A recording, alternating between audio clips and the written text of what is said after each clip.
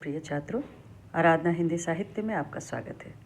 आज हम BA part 1 first semester के प्रथम अध्याय को लेकर प्रस्तुत हैं, जो भारतीय ज्ञान परंपरा के अंतर्गत आदिकालीन एवं मध्यकालीन हिंदी काव्य का इतिहास बताता है। भारतीय ज्ञान परंपरा ये कहती है कि हमारा जो ज्ञान है वो ऋग्वेद में प्रथम रूप से संग्रहित किया गया है, क्योंकि भारतीय संस्कृति क्या कहती है, भारतीय संस्कृति में जो प्रथम ज्ञान है वो क्या है, ऋग्वेद में हमको मिलता है। और वेदों के बाद उपनिषद और धार्मिक ग्रंथों में हमारे ज्ञान क्या है, संग्रहित किए गए हैं। इस तरह से हमने देखा कि भारतीय जो भी संस्कृति है वो वैदिक में पहले संग्रहित हुई, फिर लौकिक में उपनिषदों के माध्यम से, फिर उसके बाद जैसे जैसे सभ्यता का विकास होता गया, भांति भांति के धर्म हमारे ऊपर सामने आते गए, तो बौद्धिक धर्म ने बौद्ध धर्म का प्रचार किया, जैन धर्म से का विकास हुआ। सभी धर्म धीरे धीरे जैसे ही विकसित होते गए, तो धार्मिक ग्रंथों में हम हर धर्म के ईश्वर के स्वरूप का, संस्कार का और उसकी संस्कृति का क्या है, हम वर्णन करते गए, उनके रीति रिवाजों को, उनके सारे सामान्य रूप से हम उसको जानते गए, और इस तरह से उसका विकास होता गया। तो हमारे सामने प्राचीन समय के सारे सामाजिक, राजनीतिक, सांस्कृतिक परिस्थितियाँ हमारे सामने आती गई। ऋग्वेद से लेकर वर्तमान समय तक सभी धार्मिक, आध्यात्मिक और सामाजिक रूप से इनका योगदान रहा है। और इतिहास, हिंदी इतिहास में देखा गया है कि हमारा जो प्राचीन इतिहास है वो ऋग्वेद की जो भाषा है, संस्कृत है, उसमें संग्रहित है। ठीक है, संस्कृत के बाद अपभ्रंश में, पहले संस्कृत आया, फिर अपभ्रंश में, फिर लौकिक साहित्य की रचना की गई, फिर हिंदी साहित्य का जो आदिकाल है वह प्रथम काल माना गया, और जिसमें रचनाएं अपभ्रंश में रची गई थी, और साहित्य जो जो परिवर्तन होगा त्यों भाषा में भी के लिखित रूप में भी परिवर्तन आता गया। यानी संस्कृत से अपभ्रंश में आया, अपभ्रंश से लोक साहित्य में आया, फिर उसके बाद ये सारी रचनाएं अपभ्रंश में होती हुई बौद्ध साहित्य में पाली भाषा आया, और इसके अनुरूप धीरे धीरे हमारे भाषा में भी परिवर्तित स्वरूप देखने को मिला। तो हिंदी साहित्य के इतिहास को जब हम संपूर्णता से देखते हैं, तो अपभ्रंश, पाली, अवधी, ब्रजभाषा, खड़ी बोली और मानव हिंदी के बाद क्या है, वर्तमान समय में मिश्रित भाषा का प्रयोग हुआ, जिसमें उर्दू और अंग्रेजी के शब्दों की भी प्रचुरता हमें देखने को मिलती। तो ये हमारे हिंदी साहित्य के इतिहास का क्या है, प्राचीन काल था। अब हम इसको काल विभाजन की दृष्टि से देखते हैं, तो सर्वप्रथम जॉर्ज ग्रियर्सन ने इसका प्रयास किया था, है ना। काल विभाजन को सर्वप्रथम जॉर्ज ग्रियर्सन द्वारा रचा गया था, और जॉर्ज ग्रियर्सन ने इसका प्रयास किया था। जॉर्ज ग्रियर्सन का जो काल विभाजन था, पहला काल जो था वो चारण काल, फिर उसके बाद 15वीं सदी का पुनर्जागरण आया, फिर हमारे सामने जायसी की प्रेम कविता आई, और कृष्ण संप्रदाय आया, मुगल दरबार, तुलसीदास, प्रेम काव्य, तुलसी के परवर्ती कवि, 18वीं सदी कंपनी के शासन में हिंदुस्तान, और विक्टोरिया का शासन में हिंदुस्तान आया। जॉर्ज ग्रियर्सन का जो इतिहास काल वो स्पष्ट नहीं था, क्योंकि इसमें इतने सारे क्या है नाम आ गए थे। उनके बाद मिश्र बंधुओं ने उसका काल विभाजन किया। मिश्र बंधुओं ने सबसे पहले क्या किया कि इसका काल विभाजन क्या है, काल के अनुसार किया। जैसे आरंभिक काल 700 से 1444 तक, फिर माध्यमिक काल 1445 से 1560 तक, फिर प्रौढ़ माध्यमिक काल सन 1561 तक से 1680 तक, अलंकृत काल 1681 से 1790 तक, उत्तर अलंकृत काल सन 1791 से 1889 तक, और परिवर्तन काल सन 1890 से 1925 तक, और वर्तमान काल सन 1926 से अब तक। ये सारे उन्होंने काल विभाजन नाम किया, और 7 भागों में उसको कालों के अनुसार विभाजित किया। अब मिश्र बंधुओं के पश्चात रामचंद्र शुक्ल, हजारी प्रसाद द्विवेदी, रामकुमार वर्मा, श्याम सुंदर दास और गणपति चंद्र गुप्त जैसे अनेक विद्वानों ने इसका प्रयास किया काल विभाजन करने का, परंतु सबसे अधिक प्रमाणित काल हम रामचंद्र शुक्ल के काल विभाजन को लेते हैं, जो कि बहुत ही इम्पोर्टेंट है, और हमें विशेष रूप से इस पर ध्यान देना है, रामचंद्र शुक्ल का काल विभाजन। अब रामचंद्र शुक्ल ने काल विभाजन को सिर्फ 4 कालों में विभक्त किया। पहला था वीर गाथा काल 1050 से 1375, दूसरा भक्ति काल 1376 से 1700, इति काल 1701 से 1900 और आधुनिक काल 1901 से वर्तमान था। ये रामचंद्र शुक्ल का जो काल विभाजन था मुख्य आधार से वो रचनाओं को माना गया और उसी के अनुसार उन्होंने नामकरण दिया। आदिकाल में वीर रस की कविता अधिकतर रची गई, इसलिए उसे वीर गाथा काल उन्होंने नामकरण दिया, यानी दोहर, इसलिए उनका नामकरण वीर गाथा काल रहा। रचनाओं के आधार पे इन्होंने क्या किया? रचनाओं के आधार पे, मोस्ट इम्पॉर्टेंट है कि रचनाओं के आधार पे इसका काल विभाजन किया गया था। वीर रस की कविता के कारण वीर गाथा काल, भक्ति काल में मुगल शासकों द्वारा अत्याचार और सूरदास तुलसीदास जैसे भारतीय जनता को भक्ति का मार्ग दिखाया, इसलिए उसे भक्ति मार्ग कहा गया। फिर उसके बाद आया काल की कविता, राजाओं के अधीन श्रृंगार रस से रचित कविताएं लिखी गई, तो उसे क्या किया? रीति काल दिया गया, एक नियम बनाया, नियम के अनुसार तो रीति काल दिया गया, इसलिए। और फिर उसके बाद अंग्रेजी शासन, रीति काल के बाद भारत में अंग्रेजी शासन हुआ और संघर्ष करते हुए कवियों ने जो कविता का स्वरूप हुआ, तो उसमें आने वाले भारतेंदु, द्विवेदी, छायावाद, प्रगति और प्रयोगवाद नामकरण दिया गया, तो उसको आधुनिक काल नामकरण दे दिया गया। तो इस तरह से रचनाओं के आधार पे रामचंद्र शुक्ल ने क्या है? नामकरण काल का प्रयास किया। अब हिंदी साहित्य के इतिहास का नामकरण, उसकी प्रवृत्तियाँ क्या हो सकती हैं? अनेक भाषाओं में वर्तमान समय में साहित्य अनेक भाषाओं में अनेक रूपों में हमारे सामने आती है और सर्वसम्मति से माना गया कि हिंदी साहित्य का जो प्रारंभिक काल था वो साहित्यिक प्रवृत्तियों के आधार पर जाना गया। साहित्यिक प्रवृत्तियाँ उसमें आई क्योंकि प्रारंभ से आज तक के साहित्य में समाज, संस्कृति, राजनीति का जो दर्पण है उसी का विश्लेषण किया गया, इसलिए उसका नामकरण इस प्रकार से किया गया।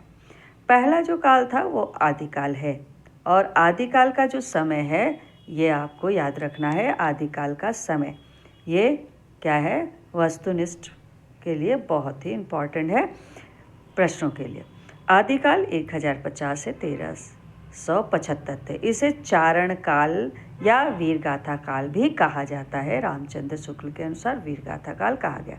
इस काल के कवि राजाओं पर आश्रित होते थे। युद्ध में भी राजा की ओर से युद्ध हुआ करते थे। युद्ध प्रधान वातावरण में राजा के आश्रित जो कवि थे वो अपने राजाओं के क्या है? गुणगान किया करते थे और उसमें मुख्य रूप से क्या था? वो वीर रस की प्रधानता हुआ करती थी। ये इम्पॉर्टेंट है कि उनकी वीर रस यानी उनकी वीरता का वर्णन किया जाता था। रासों के नाम से प्रसिद्ध इस समय की रचनाएं थी जिसमें गौरव गाथा, राजाओं की गौरव गाथा लिखी जाती थी, जिसमें पृथ्वीराज रासो, परमाल रासो, हमीर रासो इस समय की प्रमुख रचनाएं थे और वीर रस की प्रधानता मानी जाती है, इसलिए इसे वीर गाथा काल कहा गया। ये इम्पॉर्टेंट है, यही आपको याद रखना है। दूसरा है भक्ति काल। अब भक्ति काल 1300, इसका समय जो है इस आपको याद रखना है 1376 से लेकर 1700, और इस समय भारत की बहुत ही दुर्दशा हुई थी, यानी भारत में इस समय में मुगलों का शासन था, इसलिए मुगल मंदिरों को तोड़कर हिंदुओं के धर्म को परिवर्तन के लिए बाध्य कर रहे थे। राजनीतिक उथल पथल थे और जनता धर्म और आस्था से दूर होती जा रही थी। इसलिए कवियों ने क्या किया? कवियों ने मुख्य रूप से जनता के सामने भक्ति का मार्ग लाकर उसको भक्ति की ओर उन्मुख करने का प्रयास किया, जिसे यह साहित्य इसलिए स्वर्ण युग कहा जाता है, क्योंकि साकार, निराकार, प्रेम मार्ग, ज्ञान मार्ग, राम भक्ति, कृष्ण भक्ति, तमाम तरह से सूफी कवियों द्वारा जनमानस को धर्म के मार्ग पे ले जाने के लिए उन्होंने प्रयास किया। और उसके मुख्य कवि कौन कौन से? कबीर, सूर, तुलसी, जायसी, ये 4 प्रमुख कवि हैं।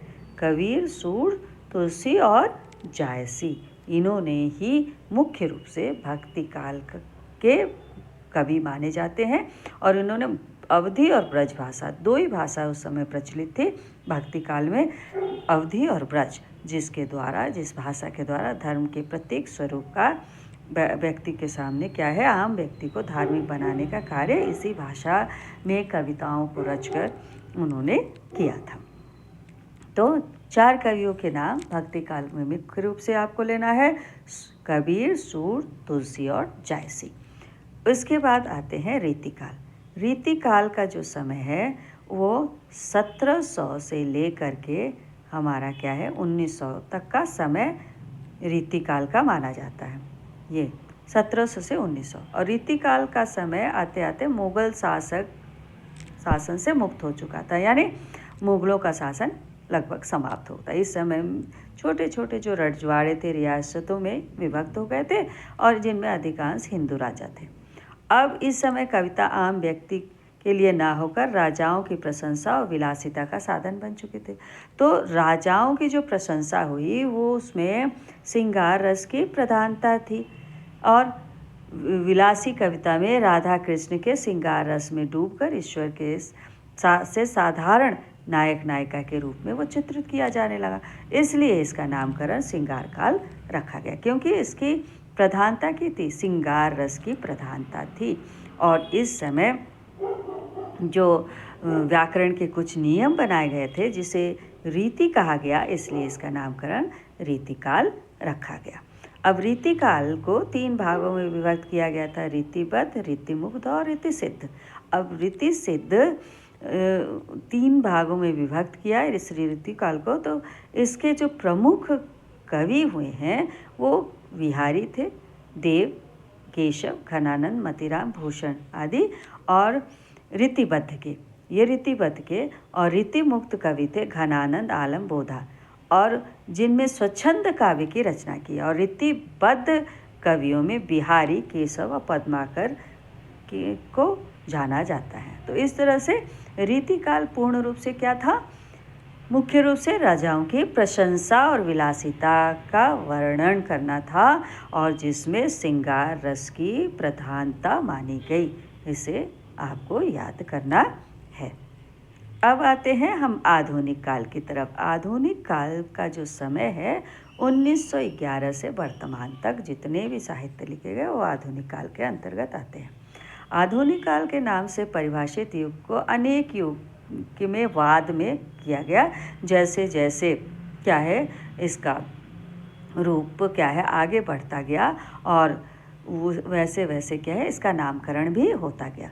तो यहाँ क्या है, भारत पर अंग्रेजी शासन हो चुका था लगभग और स्वतंत्रता की लहर भारत में तेज़ी से फैल रही थी। गणपति चंद ने इस काल को कई खंडों में विभाजित किया था।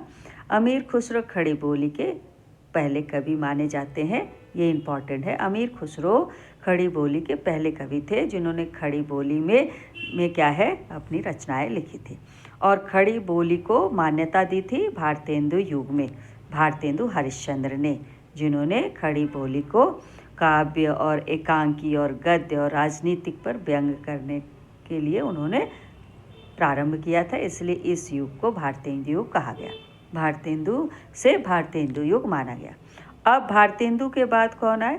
महावीर प्रसाद द्विवेदी। इन्होंने पत्रिकाओं में उन्हीं कविताओं को छापना आने जिसमें देश प्रेम, राष्ट्रवाद और आदर्शवाद था।